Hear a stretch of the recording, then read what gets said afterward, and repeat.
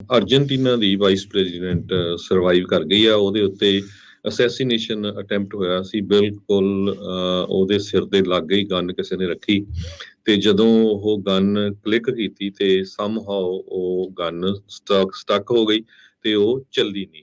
Vice president Christina Fernandes ਅਨਹਾਰਮਡ ਰਹੀ ਆ।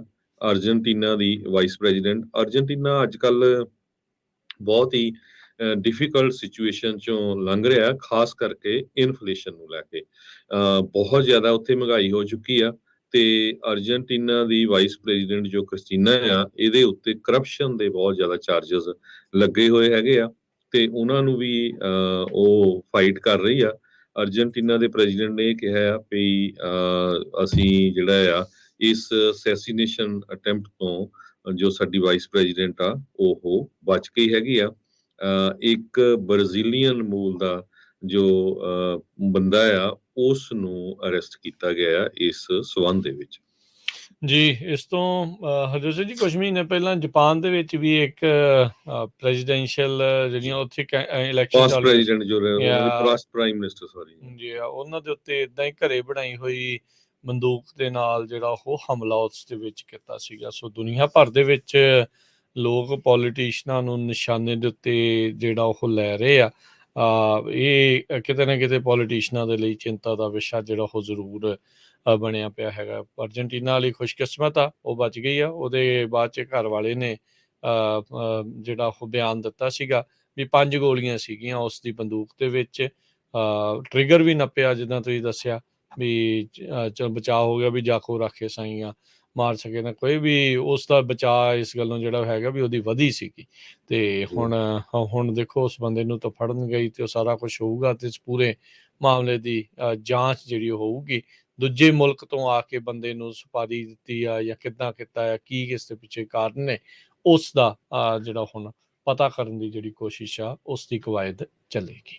Argentina ਦੀ vice president survive ਕਰ ਗਈ ਆ। ਉਹਦੇ ਉੱਤੇ ਅਸੈਸੀਨੇਸ਼ਨ ਅਟੈਂਪਟ ਹੋਇਆ ਸੀ। ਬਿਲਕੁਲ ਉਹਦੇ ਸਿਰ ਦੇ ਲਾਗੇ ਹੀ ਗਨ ਕਿਸੇ ਨੇ ਰੱਖੀ ਤੇ ਜਦੋਂ ਉਹ ਗਨ ਕਲਿੱਕ ਕੀਤੀ ਤੇ ਸਮਹਾਉ ਉਹ ਗਨ ਸਟਕ ਹੋ ਗਈ ਤੇ ਉਹ ਚੱਲੀ ਨਹੀਂ। ਵਾਈਸ ਪ੍ਰੈਜ਼ੀਡੈਂਟ ਕ੍ਰਿਸਟੀਨਾ ਫਰਨਾਂਡੇਸ ਅਨਹਾਰਮਡ ਰਹੀ ਆ। ਅਰਜਨਟੀਨਾ ਦੀ ਵਾਈਸ ਪ੍ਰੈਜ਼ੀਡੈਂਟ। ਅਰਜਨਟੀਨਾ ਅੱਜ ਕੱਲ ਬਹੁਤ ਹੀ ਡਿਫਿਕਲਟ ਸਿਚੁਏਸ਼ਨ ਚੋਂ ਲੰਘ ਰਿਹਾ, ਖਾਸ ਕਰਕੇ ਇਨਫਲੇਸ਼ਨ ਨੂੰ ਲੈ ਕੇ। ਬਹੁਤ ਜ਼ਿਆਦਾ ਉੱਥੇ ਮਹਿੰਗਾਈ ਹੋ ਚੁੱਕੀ ਆ ਤੇ ਅਰਜਨਟੀਨਾ ਦੀ ਵਾਈਸ ਪ੍ਰੈਜ਼ੀਡੈਂਟ ਜੋ ਕ੍ਰਿਸਟੀਨਾ ਆ, ਇਹਦੇ ਉੱਤੇ ਕਰਪਸ਼ਨ ਦੇ ਬਹੁਤ ਜ਼ਿਆਦਾ ਚਾਰजेस ਲੱਗੇ ਹੋਏ ਹੈਗੇ ਆ ਤੇ ਉਹਨਾਂ ਨੂੰ ਵੀ ਉਹ ਫਾਈਟ ਕਰ ਰਹੀ ਆ। ਅਰਜਨਟੀਨਾ ਦੇ ਪ੍ਰੈਜ਼ੀਡੈਂਟ ਨੇ ਇਹ ਕਿਹਾ ਆ ਵੀ ਅਸੀਂ ਜਿਹੜਾ ਆ ਇਸ ਅਸੈਸੀਨੇਸ਼ਨ ਅਟੈਂਪਟ ਤੋਂ ਜੋ ਸਾਡੀ ਵਾਈਸ ਪ੍ਰੈਜ਼ੀਡੈਂਟ ਆ ਉਹ ਬਚ ਗਈ ਹੈਗੀ ਆ। ਇੱਕ ਬ੍ਰਾਜ਼ੀਲੀਅਨ ਮੂਲ ਦਾ ਜੋ ਬੰਦਾ ਆ ਉਸ ਨੂੰ ਅਰੈਸਟ ਕੀਤਾ ਗਿਆ ਆ ਇਸ ਸਬੰਧ ਦੇ ਵਿੱਚ। ਜੀ, ਇਸ ਤੋਂ ਹਰਜੋਤ ਸਿੰਘ ਜੀ ਕੁਝ ਮਹੀਨੇ ਪਹਿਲਾਂ ਜਾਪਾਨ ਦੇ ਵਿੱਚ ਵੀ ਇੱਕ ਪ੍ਰੈਜ਼ੀਡੈਂਸ਼ੀਅਲ ਜਿਹੜੀਆਂ ਉੱਥੇ ਇਲੈਕਸ਼ਨ ਪਾਸਟ ਚੱਲ ਪ੍ਰੈਜ਼ੀਡੈਂਟ ਜੋ ਉਹਨਾਂ ਦੇ ਪਾਸਟ ਪ੍ਰਾਈਮ ਮਿਨਿਸਟਰ ਸੌਰੀ ਜੀ ਉਹਨਾਂ ਦੇ ਉੱਤੇ ਇਦਾਂ ਹੀ ਘਰੇ ਬਣਾਈ ਹੋਈ ਬੰਦੂਕ ਦੇ ਨਾਲ ਜਿਹੜਾ ਉਹ ਹਮਲਾ ਉਸ ਦੇ ਵਿੱਚ ਕੀਤਾ ਸੀਗਾ। ਸੋ ਦੁਨੀਆ ਭਰ ਦੇ ਵਿੱਚ ਲੋਕ ਪੋਲੀਟੀਸ਼ਨਾਂ ਨੂੰ ਨਿਸ਼ਾਨੇ ਦੇ ਉੱਤੇ ਜਿਹੜਾ ਉਹ ਲੈ ਰਹੇ ਆ।